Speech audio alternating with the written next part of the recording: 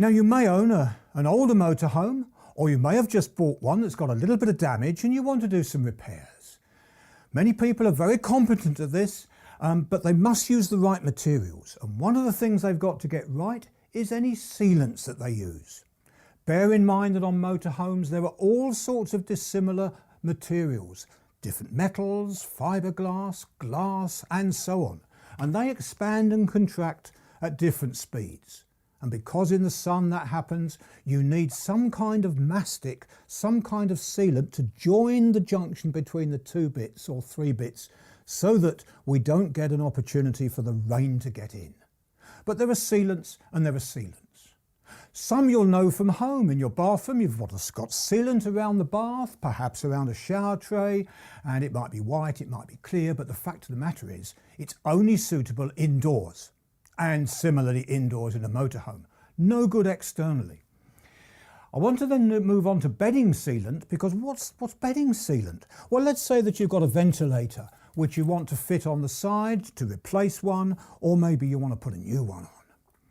The bedding sealant is a sealant that goes over the back, around the little flange, the edge, and it allows it to rest firmly against the underneath surface that may have some slight curves in it. And one of the famous sort of bedding sealants that people use comes in cartridge form. The only trouble with this is, if you're not using this regularly, when you apply this, you get it in different thicknesses according to how you squeeze the trigger. And for DIY people like me who, okay, I've built 3 motorhomes, but I still don't do it regularly, I find that I like something called a ribbon type bedding sealant. Like this. And this one happens to be in black. And the ribbon is a consistent thickness throughout its length. They come in different widths and they come in different colours.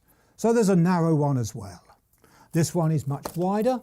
That's about 25 mil or an inch. And I'd also add that this one has enormous grab effect. What that means is when you place it on the component, it's quite difficult to move or just shift about. So accept that that is a feature in different products. But with a ribbon sealant, you do apply it exactly the right thickness. Before I leave that, there is a snag. With this kind of sticky stuff, if there are any points where you want to insert a screw, you find that when you drill the hole, it'll wind the sealant all the way round the thread of the drill. So puncture it first with a sharp tool like that. And then when you insert the screw, it's got a gap to go through and it doesn't wind round and round and round. Finally, I want to focus on what we call adhesive sealants, because they are bonding agents. We use them a lot nowadays in car windscreens, for sticking car windscreens in, because the key thing about adhesive sealants is the fact that they will bond different materials like metal to glass to plastic to wood, and that is so invaluable. In fact, a motorhome is almost held together in some areas with adhesive sealants.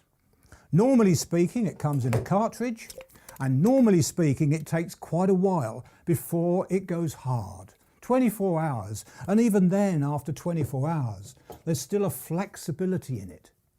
It must be at least 4 millimeters thick, and the only snag is, if you ever want to break something apart, or remove a fitting that's been held on with adhesive sealant, you might need an awful lot of hard work cutting and even a cheese wire to scythe through it. But boy oh boy is it good. And it's important that you use the right sealant when you're working on a motorhome, whether you're improving one, whether you're adding perhaps even a fresh window. And if you want to know more, go on the internet and look at some of those sites where people tell you how they converted their motorhome. You'll find there's a lot to be learnt.